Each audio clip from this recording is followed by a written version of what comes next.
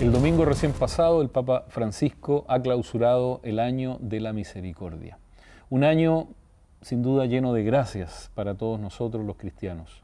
En todo el mundo, también en nuestro país, muchos templos fueron nombrados como templos jubilares, donde pudimos ganar esas indulgencias que ofrecía la Iglesia. Pero el centro del Año de la Misericordia, el Papa nos decía, era tener un corazón más misericordioso, que este año sea un año donde nuestro corazón se acerque mucho más a Dios, porque Dios es totalmente misericordioso con nosotros y nosotros estamos llamados a ser misericordiosos con los demás. Misericordia, si lo definimos etimológicamente, significa ponerse en el lugar del otro, pero no en una actitud pasiva, sino en una actitud activa. Es decir, yo me compadezco del que está pasando un mal momento, me compadezco del que sufre, pero también hago algo por esa persona. ¿Cómo cambiarían tantas cosas en el mundo, en nuestro país, si todos tuviéramos un corazón más misericordioso? Si no nos preocupáramos tanto de pequeñeces, de egoísmos, y pudiéramos siempre ponernos en el lugar de los demás. Durante este año de la misericordia ocurrieron varios hitos que sería bueno quizás recordar en este momento. Voy a recordar 10 momentos que me parecen que fueron muy importantes y que marcarán este año en la historia de la Iglesia. Lo primero que llamó la atención fue que el Papa abrió la Puerta Santa, primero no en Roma, como se hace habitualmente, sino en África. Él estaba en una visita apostólica y en la República Centroafricana, en la Catedral de Bangui, él abrió la Puerta de la Misericordia. Luego, el 8 de diciembre del año 2015, la abrió en Roma oficialmente. Pero ya es un hito que lo haga fuera de Roma. Como diciendo, la Iglesia no es Roma solamente, la Iglesia es mucho más que el Vaticano, Roma o el centro del cristianismo.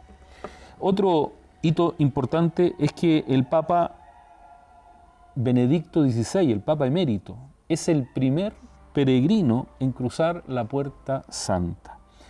Es un importante gesto que el Papa Francisco hace con su predecesor, Benedicto XVI, como diciendo, tú pasa primero porque tienes más sabiduría, porque has estado antes que yo, porque de alguna manera eres también un símbolo de la Iglesia humilde, aquel que fue capaz de renunciar para entregar su cargo a disposición del otro. También en este año de la misericordia, recordamos cómo en algún momento, en febrero de este año, una multitud acompañó a San Pío de Pietrelcina hasta el Vaticano. Se hizo una procesión con el cuerpo de San Pío de Pietrelcina, el Padre Pío, y muchos peregrinos acompañaron esa procesión hasta el mismo Vaticano, donde pudieron todas las personas hacer un acto de fe ante este gran santo de la Iglesia y ante Dios, obviamente. También, como otro hito de este año de la misericordia, vemos cómo el Papa envía a los sacerdotes misioneros de la misericordia. El 10 de febrero de este año, 700 sacerdotes fueron convocados para ser enviados luego como misioneros de la misericordia, como predicadores de la misericordia, y no solo con sus palabras, sino sobre todo con su actitud. Y nos llamó a todos los sacerdotes a ser verdaderos ministros de la misericordia. El Papa nos invita a acoger a aquel que sufre, a aquel que va en busca de una palabra, a aquel que necesita la misericordia de Dios, y le dijo a los sacerdotes y a todos nosotros los ministros sacerdotes que deberíamos transparentar esa misericordia de Dios en nuestra vida cotidiana y en nuestro ministerio. También otro hito importante de este año fue la Puerta Santa portátil. Pocos quizás lo sabían, pero se creó una Puerta Santa portátil para enfermos y ancianos. Muchos enfermos y ancianos querían tener y hacer este gesto, tener la posibilidad de atravesar la Puerta Santa, y se creó esta puerta portátil donde muchos ancianos y enfermos pudieron realizar este acto.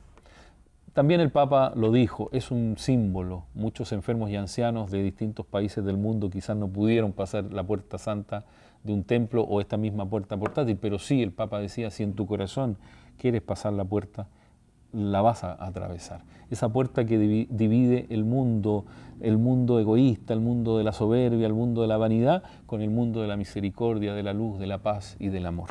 Por eso es un gesto, un signo. Todos, ojalá desde el corazón, pudiéramos haber atravesado en este año de la misericordia esa puerta.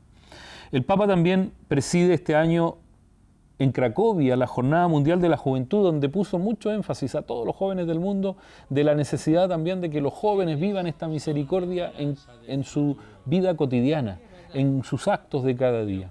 Fueron enviados también como misioneros de la misericordia. Este año también vivimos, hace pocos meses atrás, la canonización de Teresa de Calcuta, otro hito fundamental. Quizá una de las santas que representa mejor la misericordia de Dios. Ella que fue capaz de sanar a los leprosos, de estar con ellos, de crear una congregación sencilla, donde pudo, a través de esa congregación, ir a Calcuta, el lugar más pobre del mundo, y ejercer ahí un ministerio, un servicio que sin duda refleja el amor de Dios. Muchos hitos que marcaron el año de la misericordia, muchos más. Y también el lunes, recién pasado, 21, el Papa nos regala una carta apostólica como fruto de este año de la misericordia. Misericordia et misera. Una carta que estaremos estudiando, que estaremos mirando con detención para poder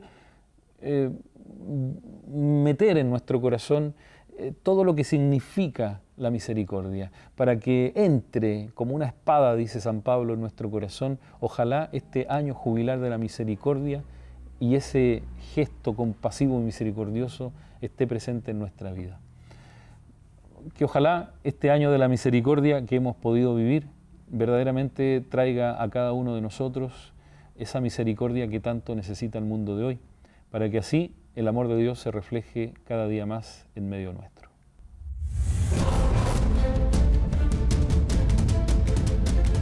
Queridos amigos, tengan ustedes muy buenas tardes y sean muy bienvenidos nuevamente, como es habitual cada domingo, a los caminos de la Iglesia. Hoy queremos conversar con ustedes sobre lo que significó el 7º Congreso Familia para Todos que se efectuó en la Pontificia Universidad Católica de Santiago. Y para ello queremos conversar con Juan Pablo Faúnde, quien es académico aquí de la Universidad Católica de Valparaíso en el área de teología. Juan Pablo, cuéntanos un poco qué significó este encuentro. Bueno, muchas gracias por la invitación. La verdad que es un encuentro muy importante que se realiza todos los años en Chile. Ya esta es la 7ª versión y está organizado por todos los centros, programas, instancias que tienen que ver con familia a nivel universitario, a nivel de la Conferencia Episcopal y de otras instancias, y en los cuales se va abordando año a año distintas problemáticas, distintas propuestas relacionadas con el tema de familia. Y este año tuvimos una especial dedicación a lo que es la exhortación apostólica Amoris Laetitia del Papa Francisco, que fue abordada a través de 3 bloques, uno relacionado con políticas públicas, otro con el tema de la educación y también uno relacionado con todo el impacto que tiene que ver en el ámbito social. Uno de los exponentes, digamos, que fueron invitados a este congreso fue don Juan José Perezoa, que es profesor de magíster en el Instituto Juan Pablo II sobre el matrimonio y la familia en Roma. Sí. ¿No fue así? Efectivamente. Tuvimos la idea de invitar al profesor Perezoa, que es profesor de Teología Moral en el Instituto Juan Pablo II, justamente para poder tener una visión que proveniera desde esta orientación que da el Instituto Juan Pablo II sobre los temas de familia. Y la verdad que fue muy interesante su aproximación. Tuvimos también la suerte de poder invitarlo a la Universidad Católica de Valparaíso. Él estuvo el día viernes 4 con nosotros acá. Impartió una conferencia en la mañana donde estuvo el obispo, Monseñor Duarte, el rector, una serie de autoridades de la universidad, alumnos, la sala Tagle llena, y después en la tarde tuvimos un coloquio del programa de Ciencias para la Familia de la universidad y algunos invitados con él para poder profundizar sobre algunos aspectos de interés relacionados con la familia. Y en relación a ello yo quiero invitarte a ver, justamente invitar a nuestros hermanos que nos están viendo a través de la pantalla de UC Televisión, una pequeña entrevista que se le realizó a don Juan José Pérez Soba. Quería consultarle por el trabajo que están haciendo los institutos de familia. Muy bien, yo creo que nosotros, el Instituto de Familia Juan Pablo II, que ha sido uno de los primeros, ante todo recogía esa intuición de San Juan Pablo II de cómo la familia es tan importante que hay que conocer de verdad aquello que Dios quiere de la familia.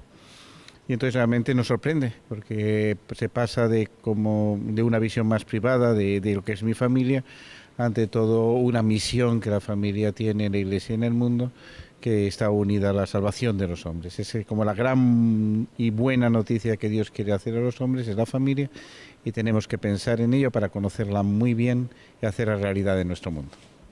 ¿Cómo ve el trabajo que se hace, por ejemplo, con estos seminarios que se hace en las iglesias locales con respecto a la familia? Creo que en primer lugar aquí lo que me ha sorprendido es ante todo un poco la comunión y la cantidad de institutos y de universidades que están colaborando. Me parece que esa unión eclesial es ante todo un testimonio de una iglesia que quiere ser más familia. Eso tiene que hacerse realidad también prácticamente en cada parroquia, en cada lugar, para entender que la Iglesia acoge a la familia porque ella misma es madre. Y eso es lo que da una gran esperanza a las personas, porque se sienten apoyadas en lo más importante de sus vidas.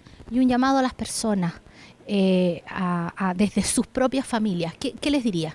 Yo creo que en primer lugar que Dios está con ellos. Eso que decía el mismo Jesucristo referido, el esposo está con vosotros. Aquel que enseña a amar como Dios quiere que se ame, está con ellos. Que lo tienen que descubrir porque de esa manera ellos se convierten también en luz de medio del mundo. Juan Pablo, de acuerdo a lo que habla el Padre, justamente esto de la importancia que tiene la familia dentro del plan de la salvación, ¿qué importancia tiene la familia para la Iglesia en estos momentos?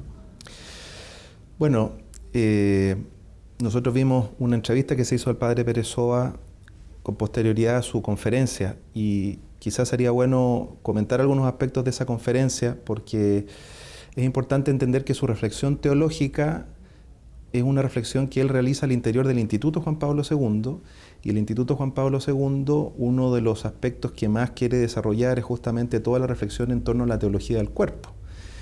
Y ver cómo desde una visión antropológica de la distinción entre el varón, la mujer y desde ahí la proyección que se hace a la familia como una institución natural, efectivamente se puede ir después desplegando toda la estructuración social.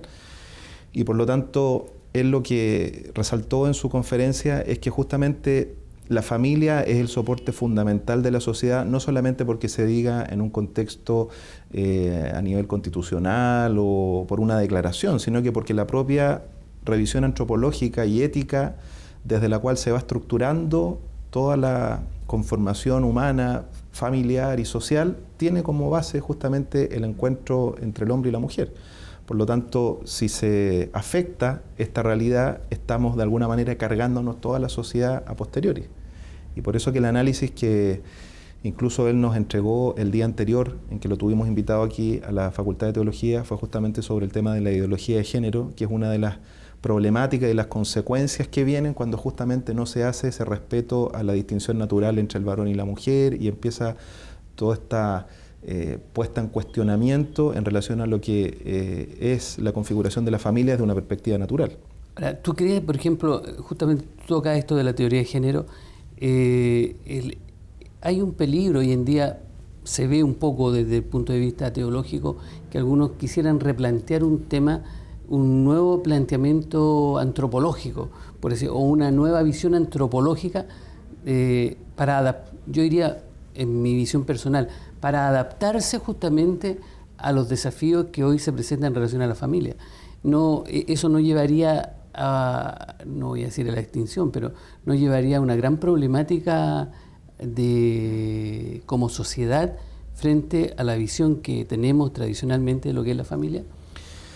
Claro, porque ocurre que en el fondo la distinción que va a ser la ideología de género marca una relación entre lo que es la visión natural de la familia y lo que para la ideología de género es lo fundamental, es que la distinción entre varón y mujer y todo lo que se puede desprender de ahí no viene por naturaleza, sino que por una definición cultural. Y por lo tanto, en ese manejo de elementos culturales, hay una serie de aspectos que uno podría ir trastocando a medida que va reconociendo las formas de organizarse que provienen desde la familia, y esto podría llevar incluso hasta consecuencias que pueden ser muy complejas, como el tema de la baja de natalidad o una serie de aspectos que tienen que ver con justamente el fortalecimiento y el sostenimiento de la familia como institución base.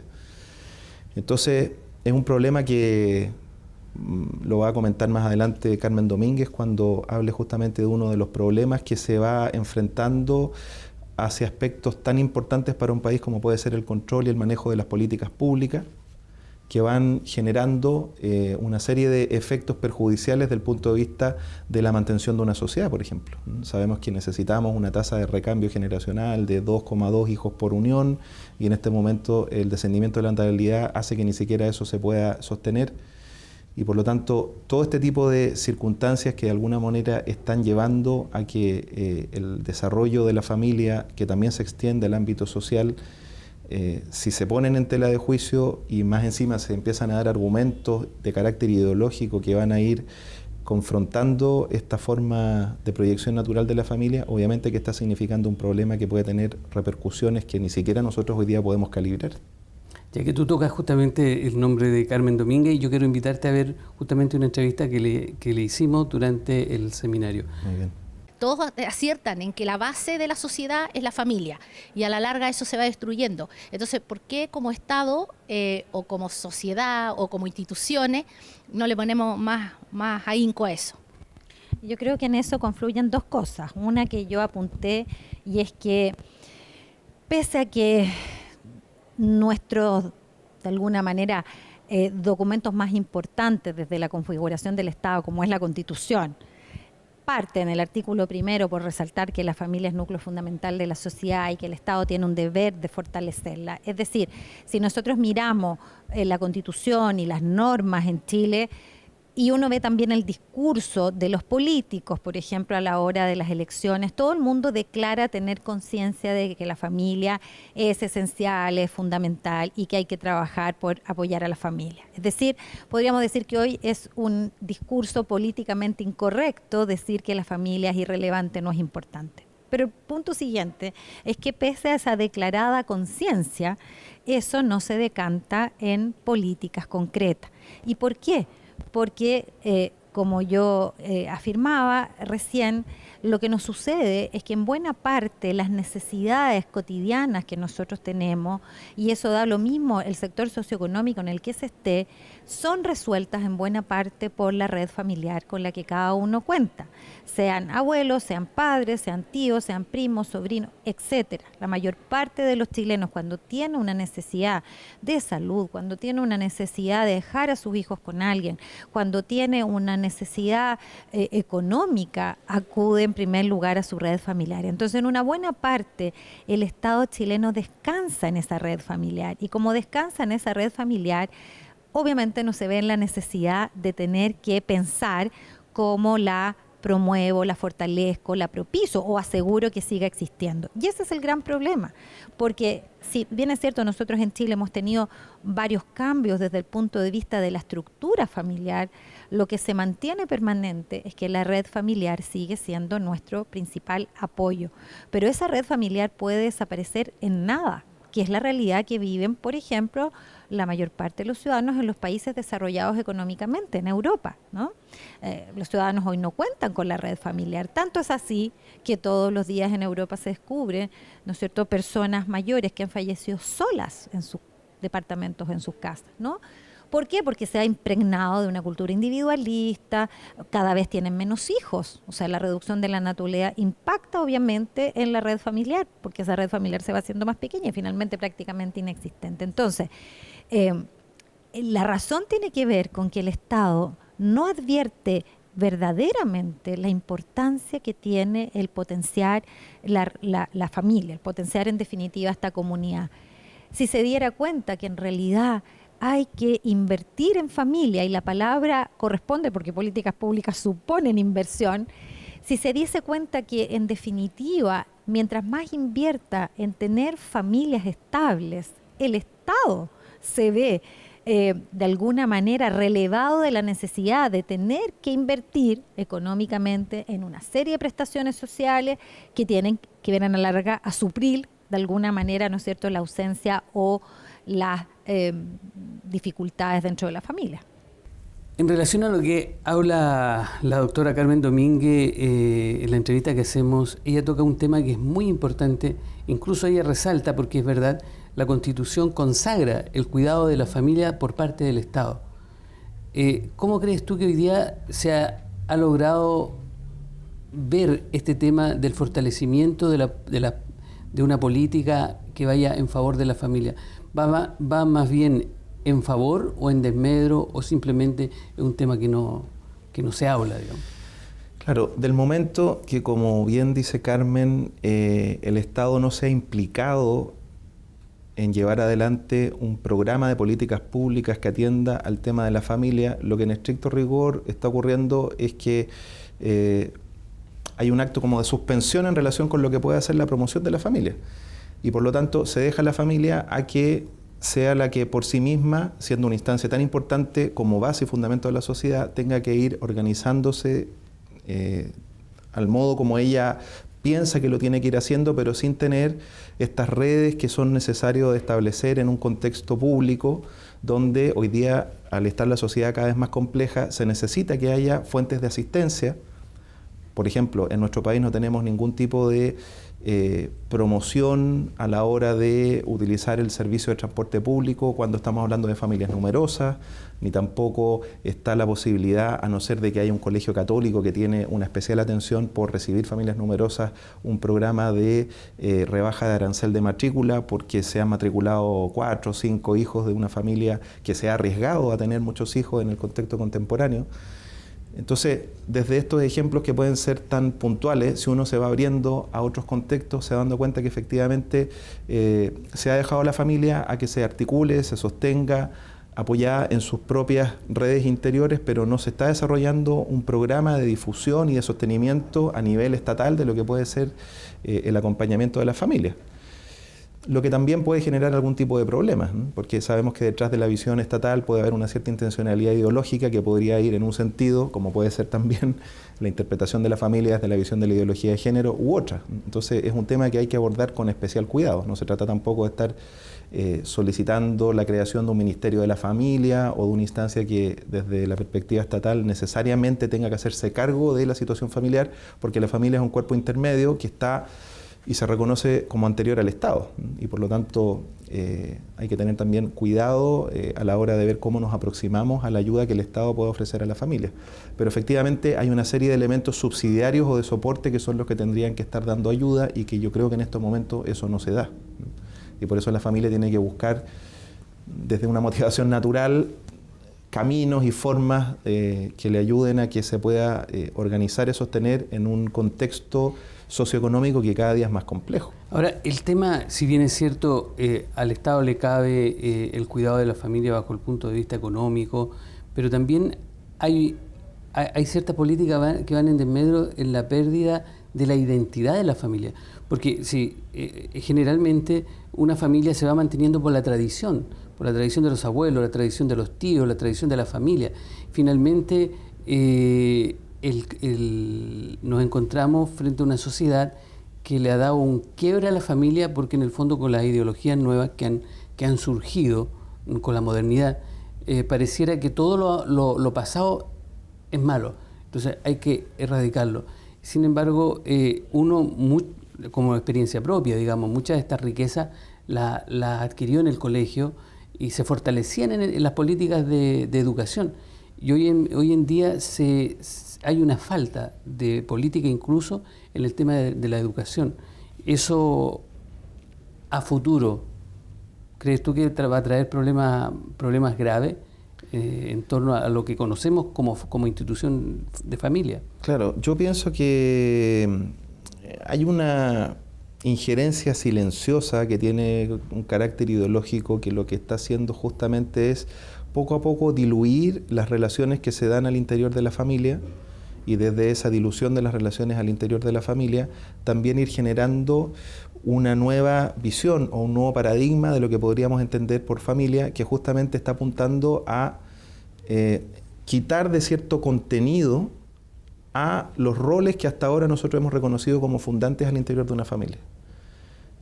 Se ve que desde el punto de vista de la configuración jurídica, en algunos países ya la legislación no está hablando de padre-madre, sino que está hablando de progenitor 1, progenitor 2, con lo cual se está de alguna manera avanzando el punto de vista ideológico, dando cuenta de que la familia podría ser perfectamente una organización que para fines que no necesariamente tienen que ver con la promoción afectiva, que tienen que ver con esta vinculación que desde una perspectiva natural se va haciendo de los integrantes al interior de la misma para proyectarse como una realidad de este tipo hacia el futuro, se empieza a suplantar por una especie de organización que sigue teniendo el nombre de familia, pero que ya no la podemos desprender como una organización que desde la propia realidad natural humana, desde esta distinción básica varón y mujer, abierta a la procreación, y que desde ese resguardo de la procreación va generando otro tipo de vínculos, es lo que se sostenga. Entonces, este es un tema que no se comenta mucho, pero efectivamente nosotros estamos viviendo hoy día en el contexto universal, o sea, en el contexto mundial, un pequeño atentado o gran atentado en relación con lo que es la configuración natural de la familia, que está mostrando un cierto paradigma que de alguna manera se identifica con la visión clásica que ha transmitido la Iglesia, y como efectivamente la Iglesia es un gran escollo que para muchas instancias a nivel de organización global o internacional hay que atacar, entonces una de las estrategias más efectivas es atacar a la familia, porque se sabe que si se ataca el núcleo fundamental van a caer otras instancias aparejadas. Sí, yo lo leía 2 meses atrás, justamente en una revista, que en Bélgica, a los niños del kinder se les enseñaba a jugar al matrimonio. Es como uno jugaba cuando niño al papá y a la mamá. A diferencia que acá, niños se casan con niños, niñas con niñas y niños con niñas. Entonces pareciera que se rompe el esquema tradicional de la familia y pasa a mostrarse el tema de familia como una institucionalidad más de las tantas que hoy podemos ver. Claro, aquí hay un tema que yo creo que no se ha enfrentado con el sentido de responsabilidad que se requiere al interior de un país, del momento que uno está incorporando estos elementos de la ideología de género, por ejemplo, el ámbito educativo, y donde se está invitando a niños que en primero, segundo, tercero básico, todavía por un tema de la propia estructuración psicológica, no tienen una clara identificación con su sexualidad, lo que la Sociedad Americana de Psiquiatría y Psicología han demostrado que en un 90 y tanto % se obtiene esta identificación efectiva entre la naturaleza y lo que es la manifestación social, ya cuando ha acabado la adolescencia. Si se empiezan a hacer este tipo de experimentos en relación a los cuales, porque un niño primero básico en algún momento manifestó de que él no tiene todavía claridad de si es niño o niña, y se le está invitando a que entonces haga experiencias con niños, ¿no es cierto?, de su propio sexo, y porque quizás lo que le está pasando a este niño es que quizás está en un cuerpo, ¿no es cierto?, de niño, pero en realidad es niña. Ese es un tipo de experimentación que se está empezando a ver en el contexto internacional y que está entrando también a nuestro país, porque las ideologías van influenciando, ¿no es cierto?, a través de distintos medios, que me parece de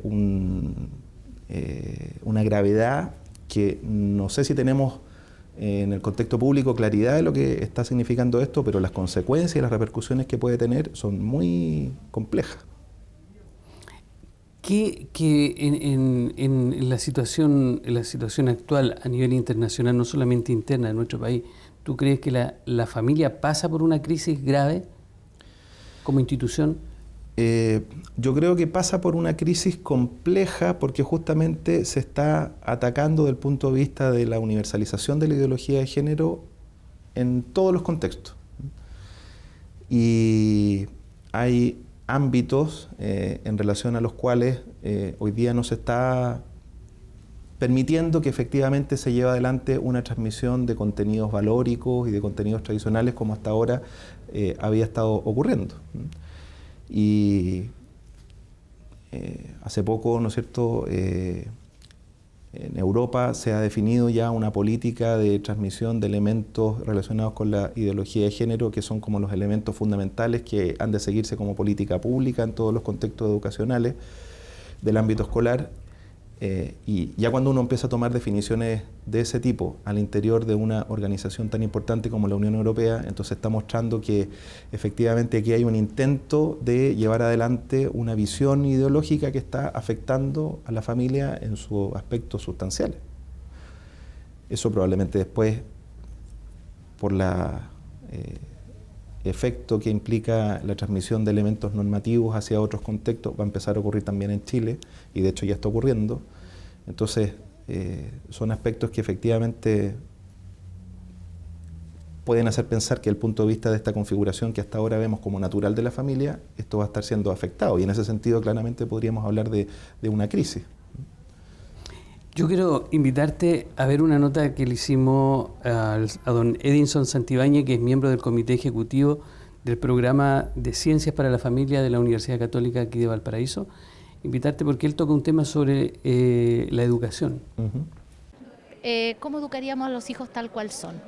Bueno, yo creo que hay dos factores importantes a tener en cuenta. El primero de ellos es el sentido de realidad. No todos los hijos son iguales, ¿cierto? Y este sentido de realidad tiene que estar en concordancia con el conocimiento no solamente psicológico del niño, sino que además, ¿cierto?, con su conocimiento de su temperamento, de sus habilidades, sus destrezas, de sus debilidades también, ¿cierto?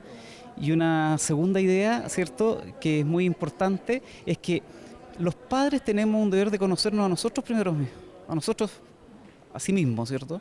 Y porque nadie conoce, ¿cierto?, a otros si primero no se conoce primero uno, ¿eh? Entonces, yo creo que parte también ese conocimiento en la medida en que al crecer los hijos uno se va identificando con ellos y va personalizando la educación, y va mejorando. El tema de la coherencia al actuar, el tema de la honestidad, ¿cómo lo hacemos? Lo primero, que no hay educación o verdadera educación si no hay ejemplaridad. Entonces, autoridad con ejemplaridad. Hoy día vivimos una crisis de autoridad. O sea, la crisis de obediencia de los hijos, en el fondo, muestra la crisis, ¿cierto?, de autoridad de nosotros los padres. Eso es lo primero. ¿Y por qué hay esta crisis? ¿Cierto? Porque hay un desprestigio que se ha ido, nos lo hemos ganando en la medida en que decimos y no hacemos. Entonces, si hay algo que deberíamos recuperar es la consistencia en la educación de los hijos. En ese sentido, ¿cierto?, me imagino que antes de pedirle o exigirle al niño algo, lo primero es que estamos llamados a vivir ese algo, esa virtud, pues, por ejemplo, somos nosotros los padres. Entonces, para exigir, ¿cierto?, al niño, uno tiene que ser primero exigirse uno, ¿no?, para que exista esa coherencia.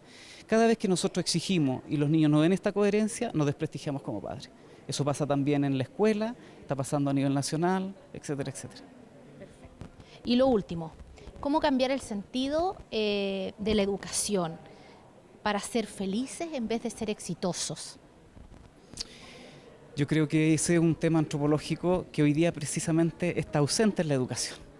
Hoy día, por ejemplo, la educación, ¿dónde apunta? ¿Cierto? Apunta al aprendizaje, solamente al aprendizaje. Pero no es un aprendizaje, ¿cierto?, de vida, no es un aprendizaje, ¿cierto?, integral, sino que es un aprendizaje de ciertos indicadores para responder a ciertas pruebas, ¿cierto?, que además están estandarizadas. Entonces yo creo que hay que volver a lo básico en la escuela y decir, mira, el aprendizaje es un modo de ser o de darle sentido a la vida y de significar la vida. Entonces cambia todo. Cambia el paradigma, porque hoy día el paradigma es el niño entre mejores notas tiene, más exitoso es.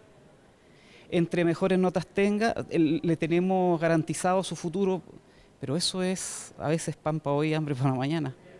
Hay que volver, ¿cierto?, a darle un sentido, ¿cierto?, más personalista a la educación. Estamos educando no solamente, ¿cierto?, alumnos, sino que estamos educando personas. Y voy a decir una última cosa. Hoy día hay muchos profesores, pero pocos educadores.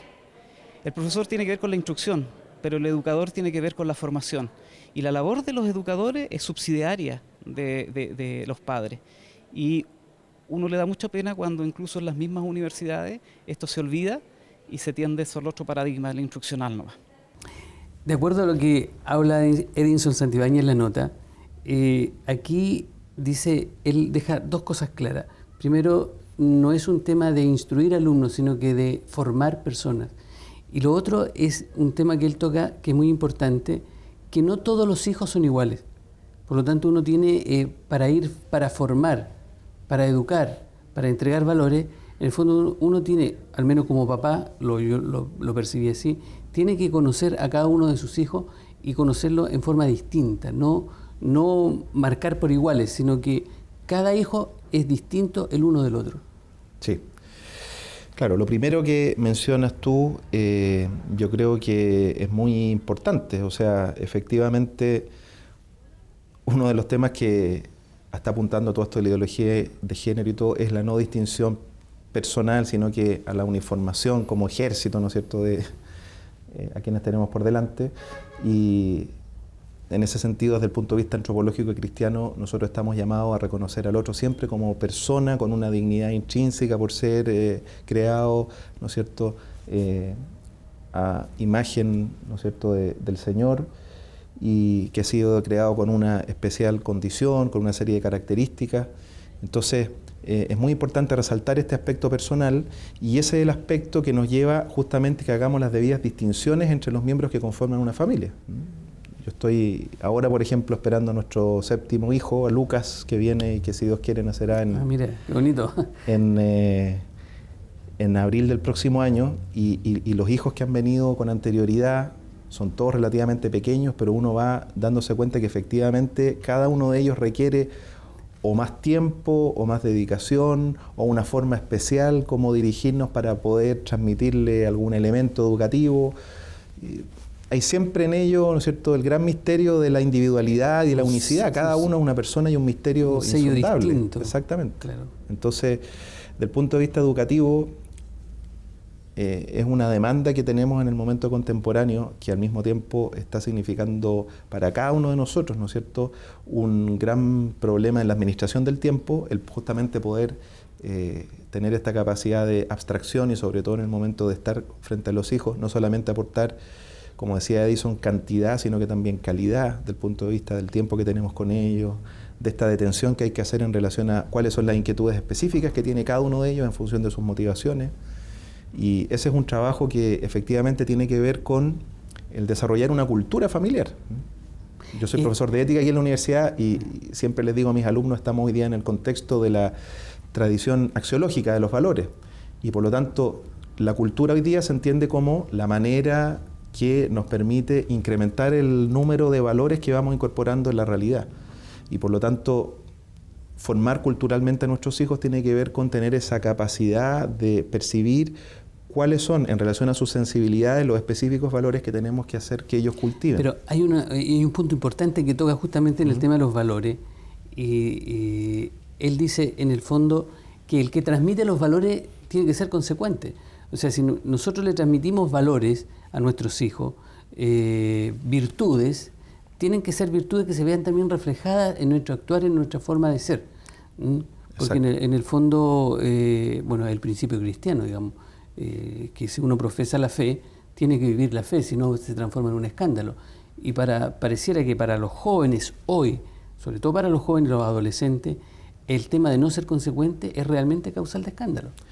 Claro, efectivamente, uno de los grandes problemas que también mencionaba Edison, que tenemos hoy día, es el problema de la autoridad, ¿no es cierto? La autoridad no se impone, lo que se impone es el poder. La autoridad se reconoce, y se reconoce del punto de vista de los hijos y de los que están fuera, justamente cuando uno puede ver en una persona que está encarnando aquello que está transmitiendo verbalmente, o sea, que esa persona efectivamente hace suyo aquello que está transmitiendo. Entonces, uno hace suyo, en primer lugar, ciertas comprensiones de valor, que cómo las operativiza a través de las virtudes que se generan desde esa comprensión de valor. La virtud como un hábito operativo, el hábito operativo se alimenta de una cierta comprensión de valor que después la voy desarrollando. Si esa virtud yo no la voy ejerciendo en el día a día, es finalmente un discurso que no tiene ningún sentido. Yo siempre doy un ejemplo en las clases y también a mis niños, que es muy pedestre. Y aquí vamos a aprovechar esta ocasión para hacerlo expansivo. Por ejemplo, uno va al supermercado y encuentra que el carrito está tirado, ¿no es cierto?, cuando va a estacionar el auto. Probablemente la persona que tira ese carrito no se da cuenta que eso está significando que una persona tiene que salir dentro del supermercado, llevar el carrito de vuelta, que hay autos que no se pueden estacionar, choques que se ocasionan, o sea, una serie de circunstancias que no estoy valorando desde el punto de vista del reconocimiento que tendría que hacer de dónde dejar ese carrito. ¿Qué es lo que hago yo con mis niños? Cada vez que vamos al supermercado, después de dejar las cosas en el auto, Juan Pedro, Santiago, el hijo que sea, vamos de vuelta con el carrito para que gestar ¿qué? Después de esa valoración, una virtud, pues, un hábito operativo que por la repetición finalmente uno lo termina internalizando y va haciendo que se cree en ellos como una segunda naturaleza, que significa llevar cada vez el carrito hacia donde hay que dejarlo. Ese es un hábito que se va incorporando. Fíjate que interesante, porque sería bueno que lo vieran. Yo como papá también lo practico domésticamente en la casa. Digo, piensen siempre que el que viene detrás tiene que ordenar el desorden de ustedes, digamos, y no es justo. Entonces es en el fondo, pero también es un tema que si uno no lo hace, el muchacho dice, bueno, ¿y por qué lo tengo que hacer yo si tú nunca lo haces? Exacto. Y esa consecuencia es la que genera la autoridad que los otros reconocen. Tú tocas un tema que yo creo que es un tema que está en extinción hoy día, el tema de la autoridad. Pareciera que hoy en la familia se teme ejercer la autoridad. No justamente esta autoridad de subyugar, sino que esta autoridad de educar, de formar. Hoy día pareciera que los padres quisieran, con esta mentalidad lae, quisieran ser amigos de los hijos y finalmente se pierde el sentido de la autoridad. ¿Hay un temor a utilizar la autoridad? Los hijos siempre van a buscar la autoridad porque la necesitan. Y si la autoridad no la encuentran en la casa, van a buscar una pseudo-autoridad afuera. Porque la autoridad es lo que de alguna manera va marcando el cierto marco de regulación que todos necesitamos. Fíjate que autoridad viene de la palabra autor. Y justamente el que ejerce la autoridad de alguna manera es como un cierto autor que va desarrollando en un contexto de formación de los niños, por ejemplo, esa vida. O sea, el padre, si asume la autoridad, está siendo de alguna manera autor de la historia que va desarrollando cada uno de los niños. Por lo tanto, pasar por encima de la autoridad para delegarla a otros o pensar de que en vez de la autoridad lo que se va a imponer es el poder, es una aproximación que desde mi punto de vista es errónea del punto de vista formativo. Y en ese sentido los papás tenemos que dedicar tiempo a esa formación como autores de la vida de nuestros hijos, porque efectivamente si no lo hacemos, y esto también relacionado con el plano de los valores, si no se desarrollan valores, lo que hay son disvalores. Si no hay enseñanza de la justicia, si no hay enseñanza de la responsabilidad, habrá injusticia, habrá irresponsabilidad. Entonces, no hay opciones en suspenso. O se realiza una cosa o se realiza la otra. Bueno, Juan Pablo, yo quiero agradecerte que hayas compartido la experiencia de este 7º Congreso de la Familia, ¿no es cierto? Y bueno, si no mal recuerdo, el próximo encuentro o congreso va a ser aquí en Valparaíso. Sí, efectivamente. Han adjudicado que seamos nosotros como Programa de Ciencias para la Familia quienes organicemos el congreso en noviembre del próximo año. Y bueno, agradecerles a ustedes por habernos acompañado en esta instancia, por esta entrevista también que se ha realizado hoy día. Agradecer también a todos los integrantes de los distintos programas de familia, de institutos, de centros que participaron. Fueron 10. Estuvo también presente el nuncio apostólico, estuvo presente el obispo Monseñor Bastres, el cardenal Esati, que vamos a escuchar a continuación. Entonces fue un encuentro masivo, hubo alrededor de 300 personas y nos dejó muy contentos, así que muchas gracias. Muchas gracias a ti. A ustedes, queridos hermanos, agradecerles como es habitual cada domingo el que hayan estado con nosotros. Recordar unas palabras del Papa Francisco. Nuestra sociedad está enferma y está enferma porque nuestras familias están en crisis.